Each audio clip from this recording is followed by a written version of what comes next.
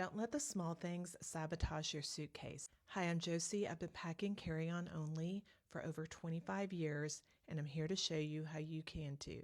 Welcome back to my series, 30 Days to a Better Carry-On. By now you've packed your travel capsule, your toiletries, and your personal carry-on item. It's been my experience when you get to the end of the packing process that it's the little things that add up. So if you're trying to pack light or carry-on only, here's where you still need to be strategic and not let these little things add up. The first thing that I find that ends up taking up a lot of room in my suitcase is my hair tools. So you throw in a hair dryer and then additional hair tools, that really ends up taking up a lot of room. I have to say, I am particular about my hair tools because when I went to Oaxaca 2 years ago, I stayed at a bed and breakfast and I used their hair dryer and it literally fried my bangs off. I'm a little wary of using hotel or Airbnb hair dryers. Also wary of bringing my own because I've probably blown out about 3 hair dryers because they're the wrong voltage, or I honestly don't even know why they were blown out. But either way, I don't always like to bring my own travel hair dryer. And the other thing that can take up a lot of room is your hair tools. If you're planning on bringing those, make sure you're bringing the smallest version possible, and also doubly make sure if you're traveling internationally that they are the right voltage for where you're going. Sometimes things like this take priority.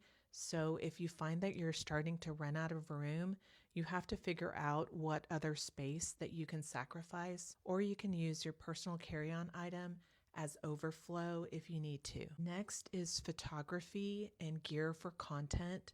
This may not apply to you, but if it does, you have to be mindful of how much room this can take up. I came to the realization a few years ago that I'm not a National Geographic photographer, so I have stopped bringing my heavy DSLR on trips, and instead I've replaced it with a small mirrorless camera that fits in my crossbody bag. The same goes with other gear that you might need for content or just for capturing your trip. If bringing that gear is a priority and you find that it's using up too much space, you may have to sacrifice other things in order to accommodate these items. And next is accessories. I'm an accessories girl, and I find even though they're small, they can end up taking up a lot of room, specifically handbags. So only pack the purses, handbags that are necessary.